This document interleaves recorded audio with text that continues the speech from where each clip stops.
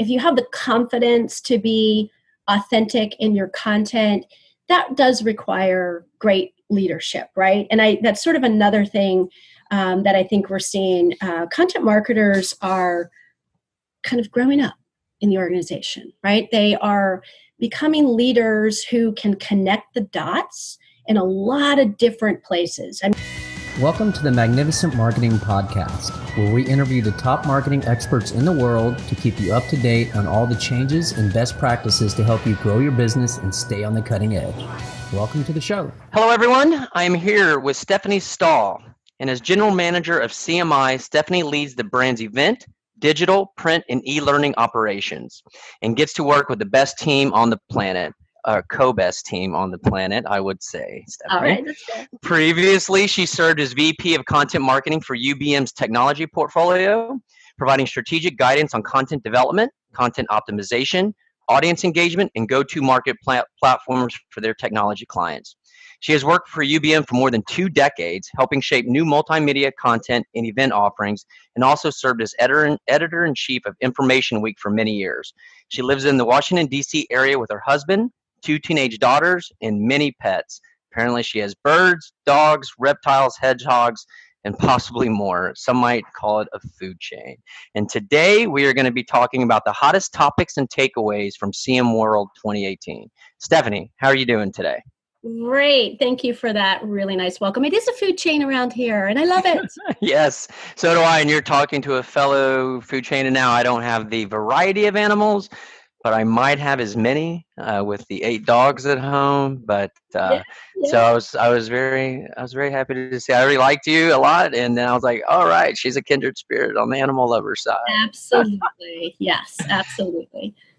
So yeah, it was awesome. So, but before we get into all the top takeaways and everything, why don't you just touch on a brief overview of your conference so everybody can know what it's about? I'm a huge fan. I've never missed, but some people might not be aware of what Content Marketing World is all about. So you can just kind of touch on that briefly if you can. Yeah, I mean, it's the biggest content marketing event on the planet, I'd say. Our number one goal, just like it is with our blog and everything else we do, is to educate the community.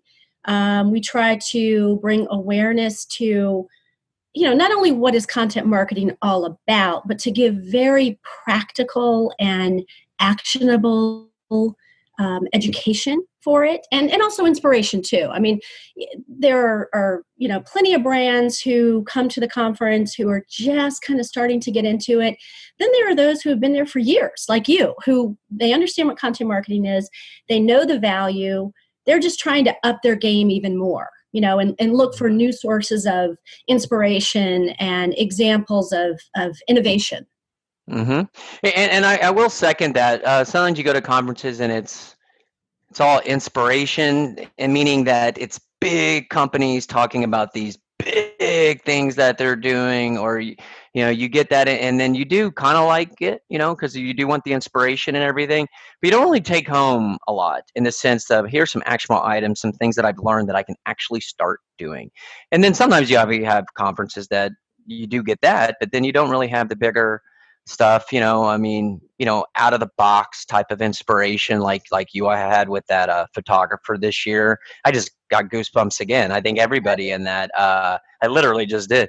Everybody who listened to that, what was his name again? My bad. David Jones. He was amazing. Absolutely amazing. I had so many people say I was in tears. I was, it was just amazing. So it was, but I come home and I have a list of things that we have to apply, some actionable takeaways. And this is coming from somebody who really understands some of the nuances, but I'm always learning more. So I just wanted to give you get both there in the community. We haven't even gotten into that, but yeah, you really do get both at this conference. And if you're in this arena, you just have to go. It's amazing. So let's talk about this year. That's enough about CM World, how great it is, right? No, but it is amazing. Let's talk about some takeaways. What did we learn this year? Let's just, why don't you start touching on a few that really resonated?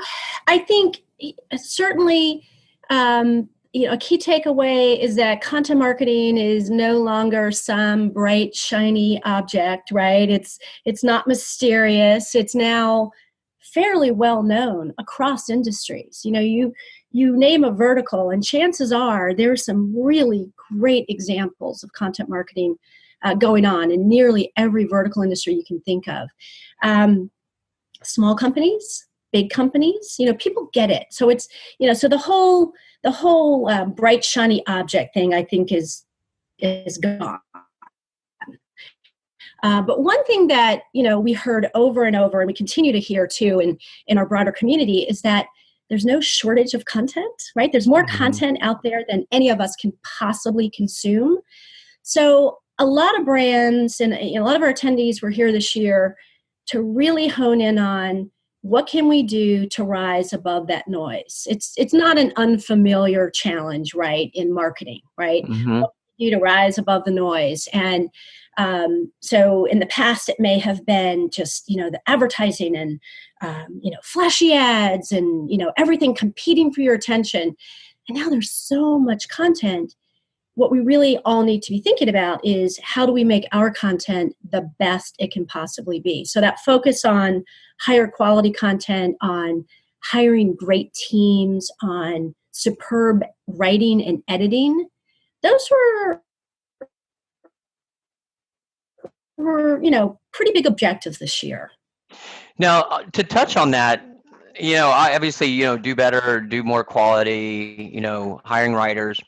But let's get into like what better means, because I believe we all were blown away by Ann Hanley's presentation, and it wasn't like it was like AI new, right? It wasn't like some sort of new age shiny thing that, hey, you all need to start utilizing this. She went old school and was talking about old school, right? E-newsletters, right? And that's, God, it's so weird.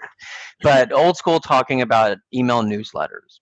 And it wasn't necessarily about like getting into newsletters. I mean, it's almost table stakes. Everybody has one. So it wasn't necessarily that, but it was about the content and thinking through what you're writing. And she broke out news and letter. Can you touch on that for us? First of all, I'm such a fan of Anne. Her newsletter is amazing. And I think her message was an important one because it's another sort of big theme that we saw resonating at Content Marketing World this year on just being authentic, right? So Anne completely revamped what she was doing with this idea that she herself needed to put more of her personal self into it, which a lot of brands are trying to figure out. And so, being human, being authentic, it is one of those things that will help brands rise above the noise. So when we talk about all this content that's out there, that's, just tons and tons of it, it's the ones that resonate, with a brand message and an audience message that's authentic. That's what's going to stand out. And authenticity, I think it's important to note too, it has to be something that the brand itself truly cares about. It's sort of that human face of a brand as well as target audience. It's not enough just to come up with something fun and dramatic or different or whatever on a one-off kind of thing. This has to be something that the brand truly cares about. And I think that's what Anne's trying to do. When you read her newsletter, you learn a lot about Anne as a person, as well as being educated on so many things that help all of us as writers and content producers.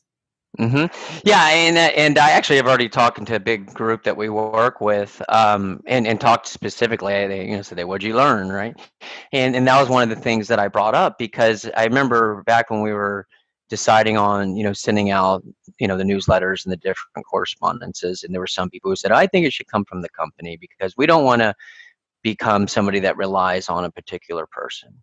And even back then, we were still saying, "We think it should be the person," And now it's like, nope, it's going to be the person. And we are going to have people give their personality, even if it is only like a 2 to 3 sentence snippet about what the rest of the content of the newsletters is about. Even if it's not a long form, all me writing, we still want that. And Anne made a really good point. There's 2 big things as far as this goes that really stand out to me. One was Anne saying, have a tell, right? To have a tell. And I think what she means about, I'm guessing, she explained herself. It's like you have a way of writing where people know it's you.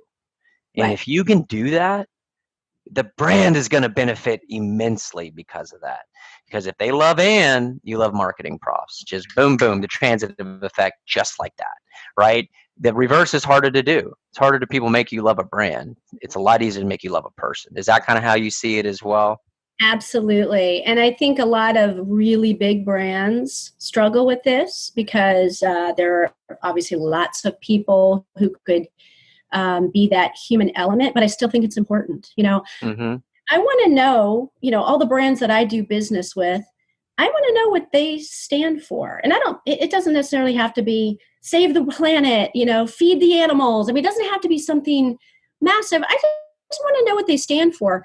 And it's Mm-hmm. hard to know that unless you're hearing it from a person. So you want to Right. know the sort of that human element behind the person that's running the company, whether it's a Mm-hmm. big brand, a small brand, someone who's putting out a newsletter every week. I think it really matters. And, we had GE, Linda Boff from GE speak last year at Content Marketing World, and we touched on some of these same topics.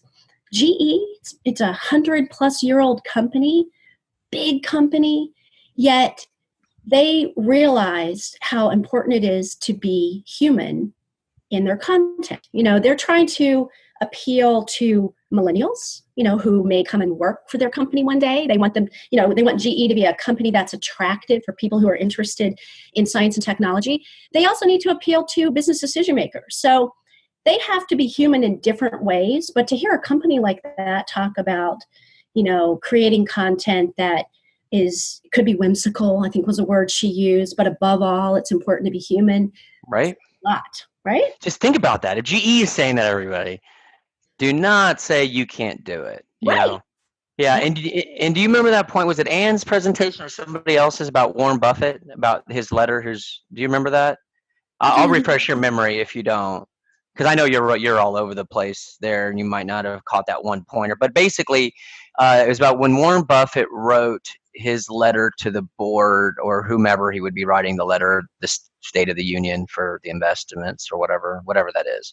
He would write to his sister, like in his mind, he would be writing to his sister, and that really resonated with me, because if you're thinking what he's really doing is he's writing to a person that cares, but it isn't like so entrenched in the details, which would encapsulate what 95% of your audience, right?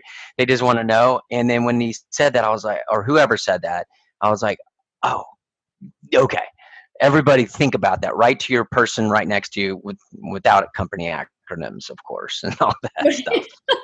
But you know what I mean, right? Like, and it goes along the line. All these things are connected. You have G saying last year. You have Anna Hanley saying it. You have this. So bottom line, everybody be like, really, truly, be authentic, be yourself, be kitschy, be funny, be whatever, be yourself, Yeah. and just let the cards fall as they may. Yeah, Right? if you believe in it, be it. I mean, I think about companies like REI. We had Paula Matola was our content marketer of the year last year, and you look at a company like REI, and they tell amazing stories. Their content is amazing.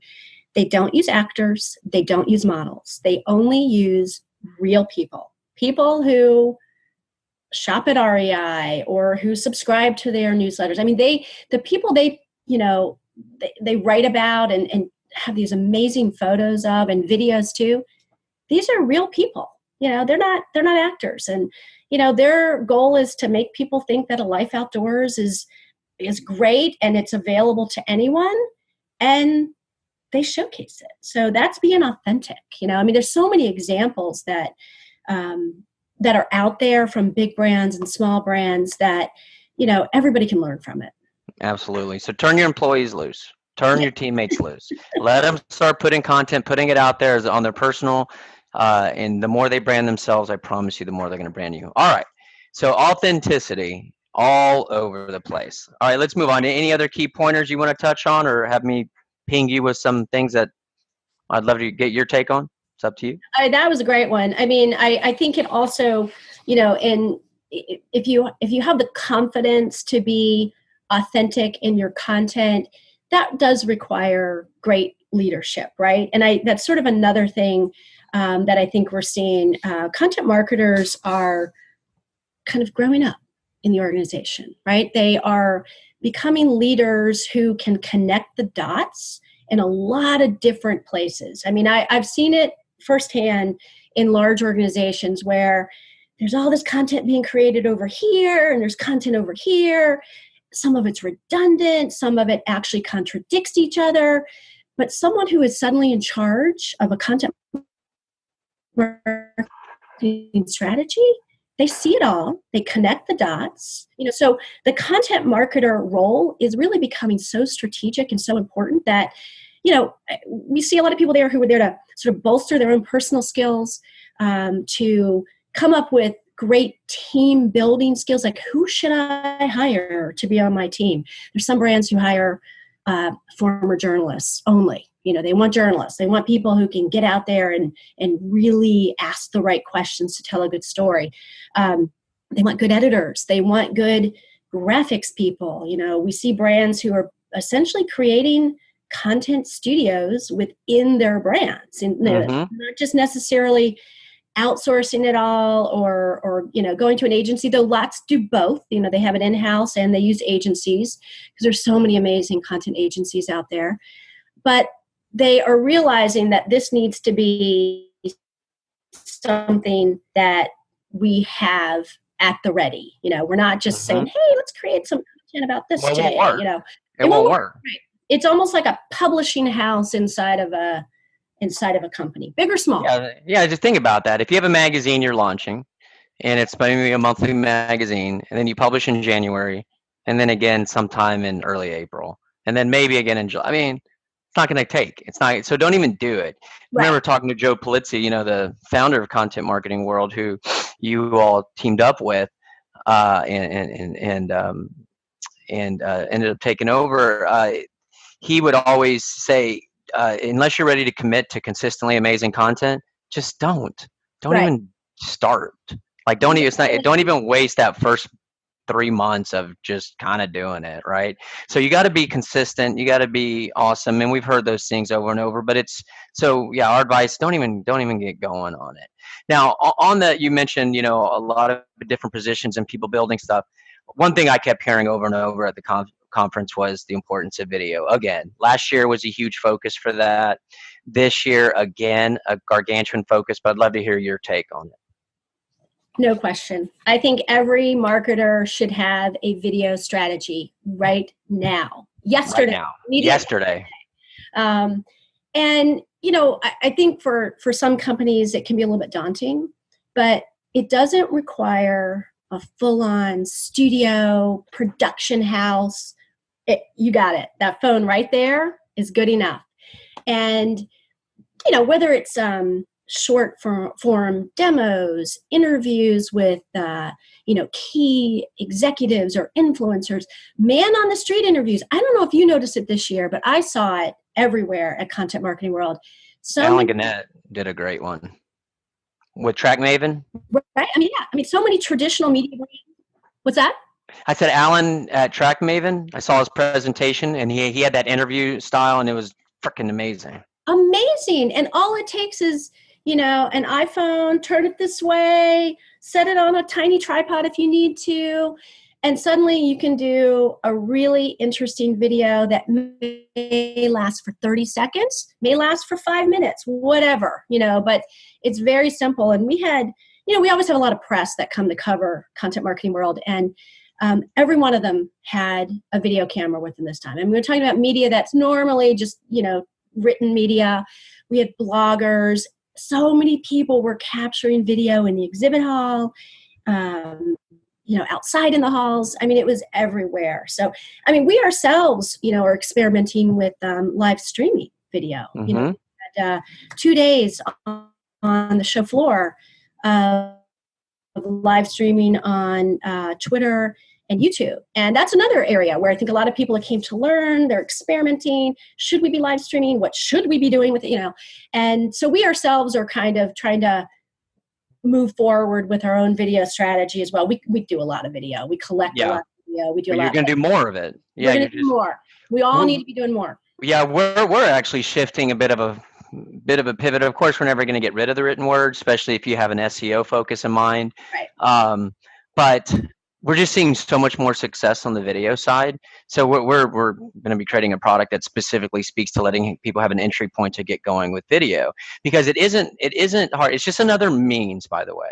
Right. So it's not going to be your end all if you get on video and you put out shit again, or if somebody watches the first and you're like, I could have Googled that and it would have been in the snippet search. Like, okay, like thanks for nothing, right? They won't come back. So it still comes down to the quality content. It still comes down to driving home. And again, we're not saying you have to be Nike, but you do need to have something good to say. You do need to be able to, when somebody ends up watching that video, reading the article, like either we're inspired, educated, informed about something. Doesn't need to be a world ender or world starter or like, oh, I'm going to make $1 million because I read this one thing. But they need to lead with something.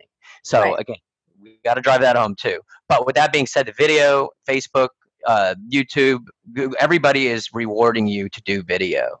So do it before it gets too crowded. You're basically still on the cutting edge of opportunity as far as the marketplace goes, in my opinion. You still have a totally agree. And as long as the content is good, the platform, the format you do it on, can be okay. Like it can be an iPhone. It's fine. It doesn't have to be a full on, super duper video camera, HD, whatever.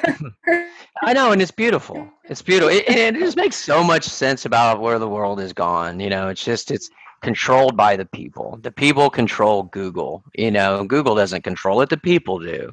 And if they all start running because it's a good site, Google just does what the people want. Facebook does what the people want.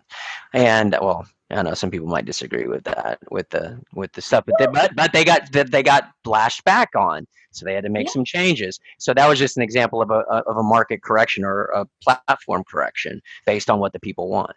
Yeah. So, but in general, though, that's what they do. And I would say too, if you're a brand that is interested in millennials, you have no choice. You have no choice. You have to, because this is a major communications method. And we went through this phase where so many people were critical of the younger generation. Oh my God, they're always texting. They don't talk to anybody. They just text. There's no communication. Actually, they do a lot of video. I mean, my kids call me on FaceTime. It's always, it's like they're so comfortable with it that we got to live in that world. So, everybody should be paying attention. So. All right. Well, let's move on to some of the cutting edge stuff, or the cutting edge thing, which is AI, right? What do you have to say about what was covered? Why don't you talk about where the current status is as far as real life applicable examples happening, or might soon to come, what do you have to say about AI? And, I want to show the breadth, because we talked about, newsletters, video, and people might not be thinking that, I know that. First of all, you don't know it all about newsletters and video. I mean, I learned a ton. I mean, just because I know that I need a newsletter and I know about video doesn't mean I knew all these amazing tips that I got. But artificial intelligence is the new buzzword these days. So what are you hearing? What did you learn? Yeah, it's definitely a growing area, and something I think all content marketers should be paying attention to. It can be a little scary, I think, to people, because not everybody really truly understands, what AI or machine learning is really all about. I'm no expert at all, but I think if people think about it, that AI or machine learning can help you extract data and insights so that you can make better decisions about your content. It can help you figure out how to get content to the right places. It can help you personalize content, right? Personalization is a big thing. No need to create something really awesome and send it to 10,000 people who really don't care. But if you sent it to 50 people who really did, you might have a much better return, right? It can help you with governance, especially I think about big brands. There are certain things that brands need to say and want to say, and they want their mission statement to come across in all of the content that might be created across an organization. AI can help with that too. It could help pinpoint, hey, wait, that piece of content doesn't really follow with what the brand mission is. You might want to rethink this. Kind of generic about it, but sure. There were a lot of companies at Content Marketing World who are already in this space. I mean, you look at Concurred, you look at Skyward, Acrolinks. A lot of these products and companies are sort of building this into their platforms. So it's not like we're saying, hey, marketers, you need to go back to college and learn about AI to do your job. You do need to learn about AI. You need to learn what it can do to help you in your strategy and your mission. And then you need to start looking at the tools that are out there and available to you to make it easier. I mean, I think there's a little bit of fear too that AI is going to suddenly take over the whole creative aspect to creating content and that sort of thing. But really what it can do is automate a lot of the stuff that takes a lot of time so that you can focus on the creative aspect of creating content. So it's definitely worth paying attention to. I think we'll continue to see more and more emphasis on this, not just at our own events, but industry-wide. Well, yeah, I hear you, and I agree with everything you said. And again, I am by no means any sort of AI expert, and I'm still trying to wrap my brain around outside of it being built into some platforms, like how can we utilize it? And right now, I do believe it's more on the analysis side, so you can have future discovery. I'm sure that somebody's listening to this is like, that's not it. That's just the tip of the iceberg. You can do all kinds of stuff, and I'm sure it is, but it's not like hasn't made it. At least, again, I don't want to say misspeak here, but I haven't like seen anything like, oh, okay, that does this, and that, now I can totally, get this taken care of for me outside of like within other platforms. But it's coming. So it's here, but more's coming. And on that note, give me a bold prediction, like 2 years from now, will AI be writing all the content? Some people have gone so bold as to say that. I personally still cannot imagine a day where something could be more creative, like all the nuances of what you know and what you're feeling. But we never would have thought email was a possibility, right? So No. tell me, is that ever going to happen? Do you see that happening? Like, where do you see the most bold thing ever happening where the AI takes over the world? Well, so I don't think it will. I don't think we'll get to that point. I do think that the human brain and human creativity will still be necessary no matter what. But I certainly see a future where I could be researching a topic that I think is relevant to my audience, and AI could suddenly help me pull together 15 different facts or figures or past articles or comments from readers on a certain topic that would then help me complete that story in a quick way. You think about reporting on the Olympics and in the Washington Post and what they were able to do. There's no need for a reporter to go and search. Each time they're writing an article about a certain category, who was the winner, what was their score, all of those sort of concrete details, when a machine can do it for you, right? Yeah. So cut all that time out of the research and think about what you want to put around it.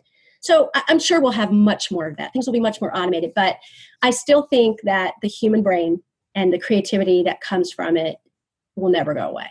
They won't be able to write about Anne Hanley's bout with her squirrels, right? So, right. It's never going to be able to replace that. But just like marketing automation in the sense of the automated email part of it, at least, it supplements what you're doing. It's a time saver if used properly, which allows you to be doing other things that are more useful, the $1,000 an hour work versus the $15 an hour work, right? So no, I hear you, and that's what I was wondering what you were going to say. That's kind of how I see it, but I sometimes have tail between my legs when someone's like, oh no, it's good, and I'm like, all right. Hey, but if we're wrong, I'll own up to it. I will, but I stand by it. I'm with you.